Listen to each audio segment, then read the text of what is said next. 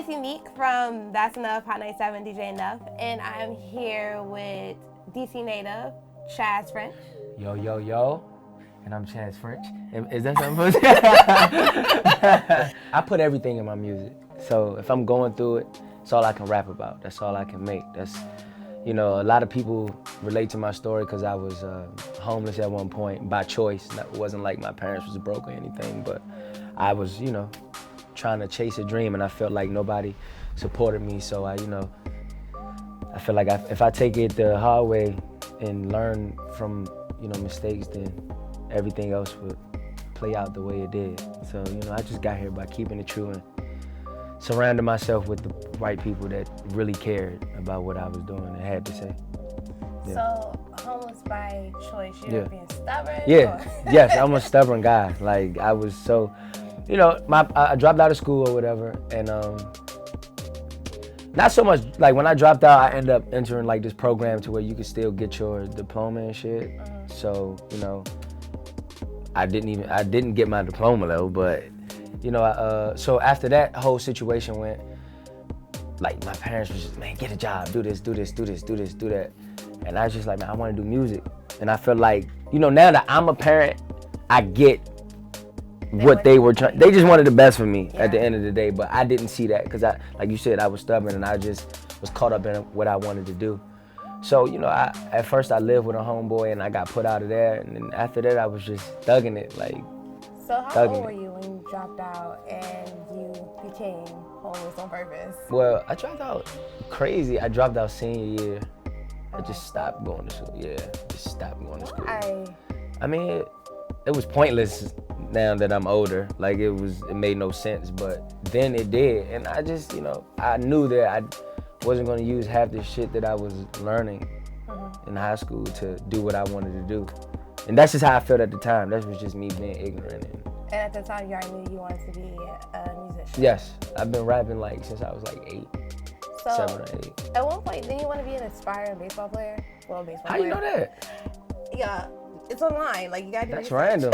I didn't know anyone knew that. Yeah, baseball was my thing, like literally, like I really wanted to play baseball. For what team? Now the Nationals, I would probably play. But before that, the Orioles? No, I wanted to play for the Mets. Okay. Yeah, that was because that was the team I played for in coach pitch and like T-ball and like, so I was like, man, I want to play for the Mets because that's all I knew. Like, and it's crazy because I never even watched baseball. Like my mom was like, hey, your cousin plays baseball. You should play baseball. And I was like, let's do it. And I actually was like really good at it. So that's funny because like usually a lot of people from the DMV, they go into like basketball and football. Yeah. Football. And then when I went to high school, I was just 9th grade. That's when I really was like, no, I'm gonna be a rapper. Nope, this is it. I want to be, because I did like a talent show in 9th grade, and like everybody went crazy. So from that point, I was like, oh yeah, this is what I'm gonna do. Like, so this is it. Do you remember the song or the beat to the song? The beat to the song, because I didn't have any producers back then. This is 9th grade. I did a song to the Cassidy Hotel beat. Wait, what? Yes. Yeah. Called me and my friend Marcus. It was called All I Do, and they went crazy though. But how did that go? Like, I'm not gonna rap it. Like, you don't have to rap it. You just can harmonize. Like, none of that. All I can do is like. No, it was about a girl. It's very embarrassing.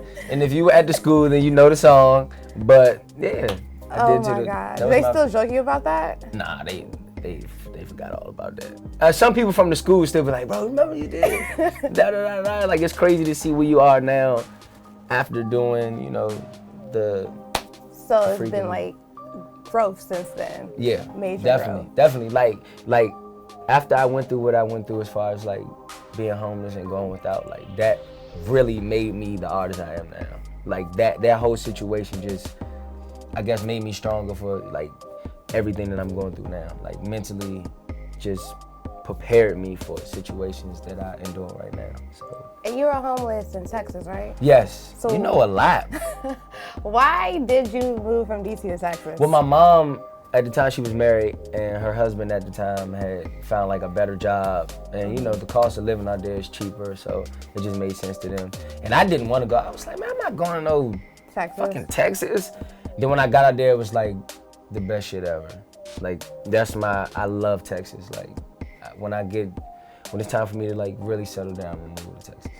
Okay, because honestly, I thought you just up and left and went to Texas. No. See, and then after like I was done with school or whatever, my mom moved back to DC, and she was like, "You need to come back," and I was like, "No, I'm gonna stay out here," and just thug it. So then I had nowhere to go because she was back at home. I wasn't gonna go with my stepdad at the time, so it was just like I was just out here. Just out there. Yeah. So when did you finally move back home? I was dealing with a girl at the time, and like I really respected her, and I was in love, quote unquote. So she was like, if you're fucking up. Like you need to go back home with your mom. And she was like, if you really care about this relationship and if you care about your career, because like during that time when I wasn't doing nothing. Like I was writing raps, but I wasn't doing shit. Like I was proving everybody right. Like everybody who told me like you're doing nothing, like they were right. Like what are you doing with yourself? And I was like, man, I'm working. I wasn't doing shit though. So how did you moving back home help change that? Well, I moved back to DC for like a little bit, and then I was like, man, because I just didn't want to depend on my mom, and I just, just growing up, you trying to be a man, like what you think is a man. Like, I don't need nobody. I can do this shit on my own and da da da da da. So I moved to Richmond, and I got a job. Mm-hmm. I started rapping again, and I had made this project called Happy Related. My first project. Well, I made a complete, like the Happy Related that's out. Yeah. Is not the one that I made when I first got home. Okay.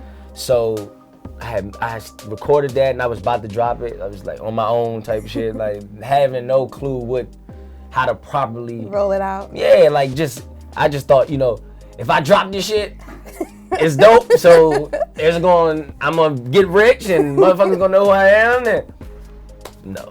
That shit would never be heard. But long story short, somebody heard it through my brother, and they took it to my manager Dre now, and he was like, "This guy is fucking dope." And ever since then, it's just been uphill from there.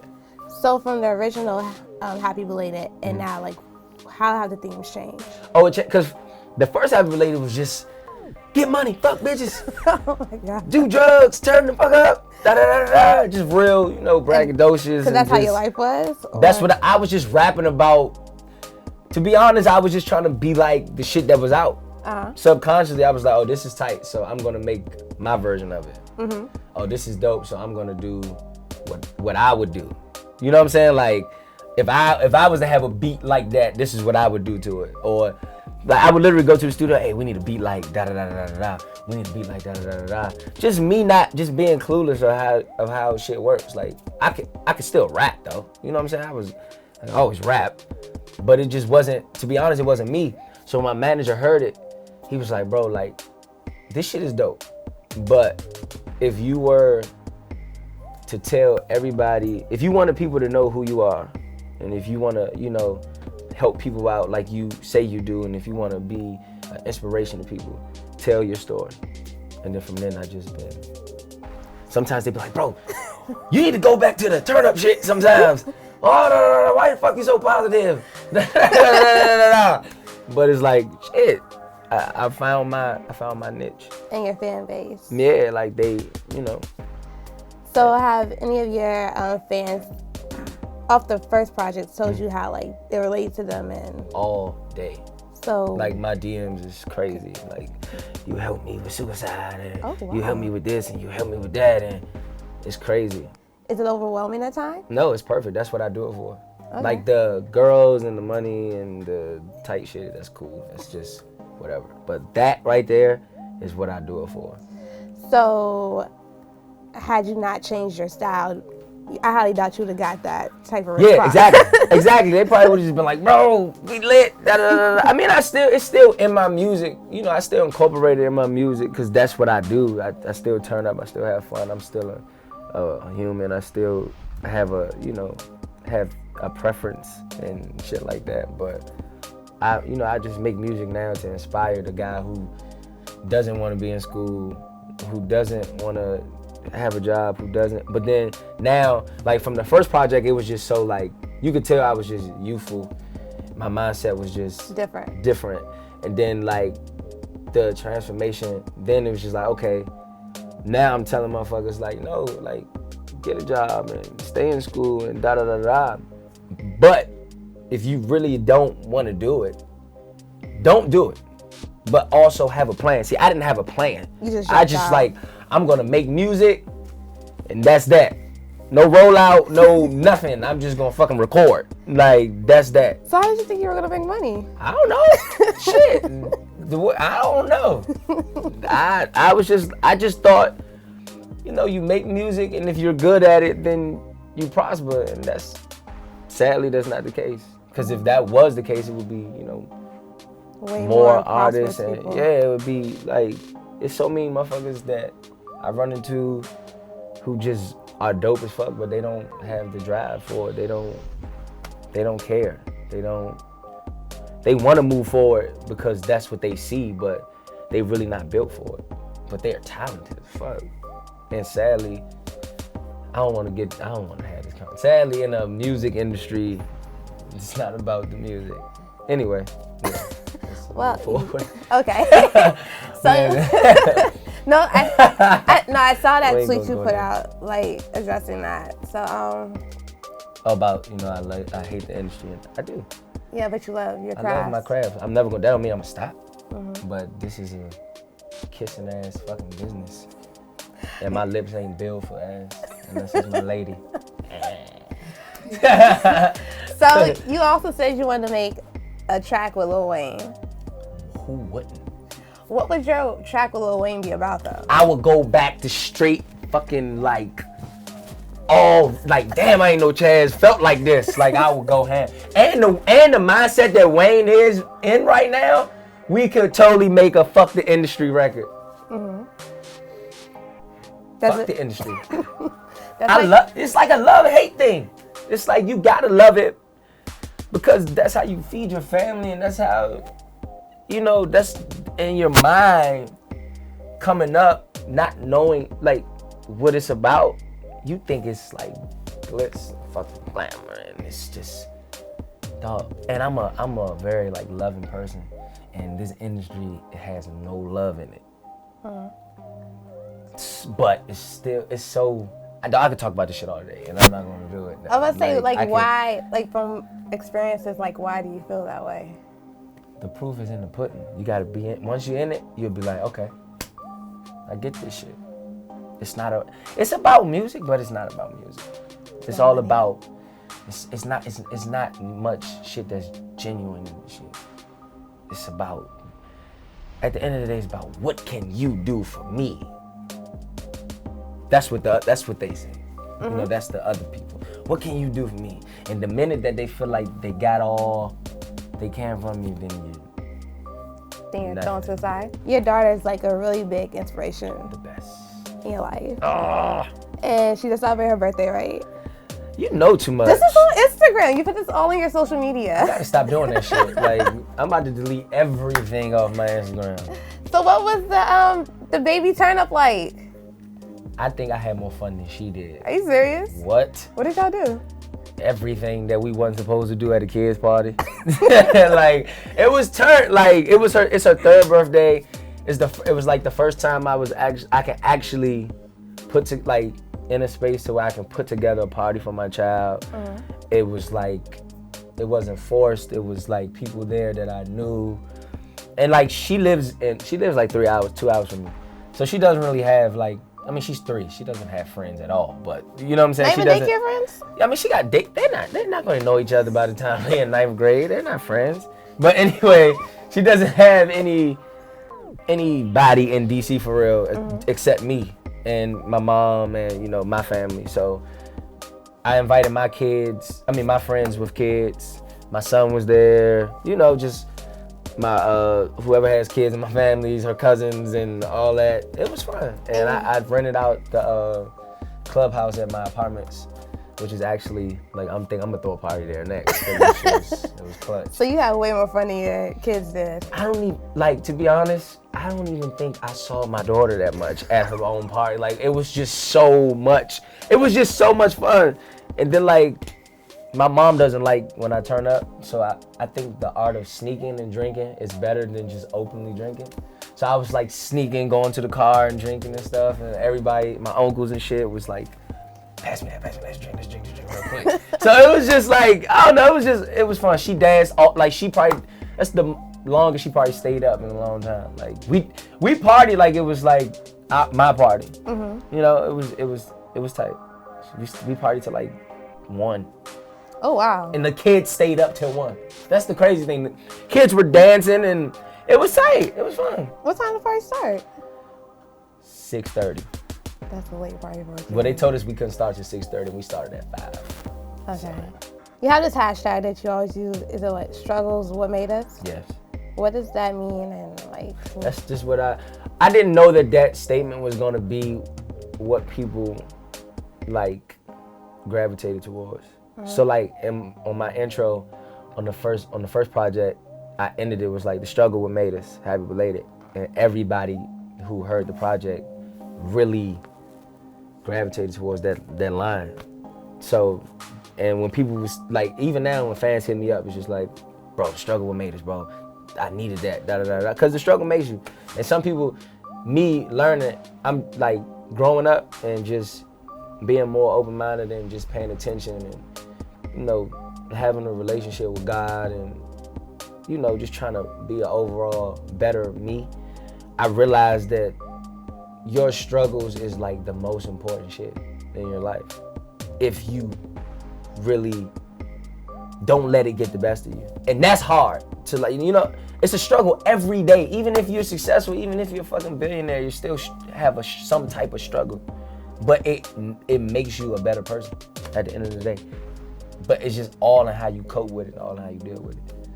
If you let it get the best of you, then it will fuck your whole mind up. But if you just understand that a struggle is an everyday thing, then you had no choice but to make the best of it. You know, like people look at me now like, bro, you made it, and it's just like, But I'm not gonna let it, like, all going back to even what I was saying, like, I hate the industry. I'm not gonna let that shit stop me from doing what the fuck I was here to do. You know what I'm saying? Like, that's what people gotta understand and really just accept. Like, so what? Suck it up. So what new music are you working on? Just finished my project. Boom, boom, boom. What's it called? Not Telling You. Okay. Well, what's it about? The name of the project is called Not Telling You. So it's I dropped Heavy Related. And it was grungy. It was like, fuck everybody. This is me. It was like a selfish project. It was just like me. And then These Things Take Time was like more bright, uplifting. You know, it's more singy, more like showing people like I have another side. You know, my other side is this. So now, and I'm a Gemini, so you know, I got two sides. Quote unquote, that's what they say. So it's putting Heavy Related and These Things Take Time into one, and it's letting people know, okay, I didn't have it. Second project, you think I have it. Third project, this is what it really is. This is what I'm going through now that you think that I am, quote unquote, that I've made it. But you have to realize, compared to other people on the outside, you kind of did.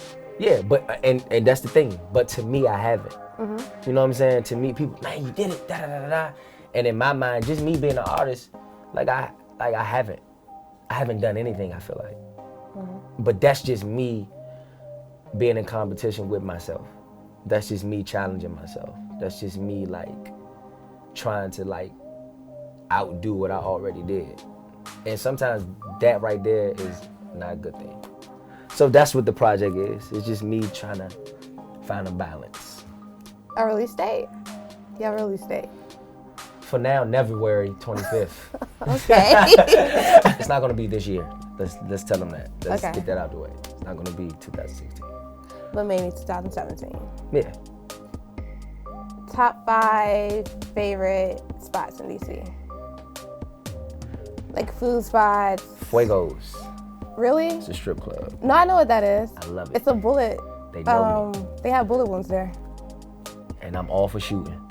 And you're not allowed to bring your cell phone in there. Who? You're not supposed They to. can't. I can. You can bring. It's BYOB. I don't know. You can bring your own liquor. A strip club where you can bring your own liquor? Oh my God. What? All right, what else? Fuegos. Even though they probably hate me there, Rose Bar. They probably hate me at Rose Bar. You go to the day parties? No. Those are lit. They are, but I don't go there no more. I mean, I'm over the club now. You know what I'm saying? Like, when Dre first introduced, my manager first introduced me to like the whole scene. Because before that, like literally, before I met Dre, I had never been to a club. Really? Yeah, I had never, because that's not my thing. That's not what I'm into. Like, I like when I go out in DC, people are like, damn, I didn't expect you to be here. Like, I go to a fucking bar and just me and my bros or my lady, we just go drink. You know, like, whatever. I like to turn up in the house, to be honest, or the studio. I'm in the studio nonstop, so that's where I do my turn up. Okay. So the studio I go to is the third spot.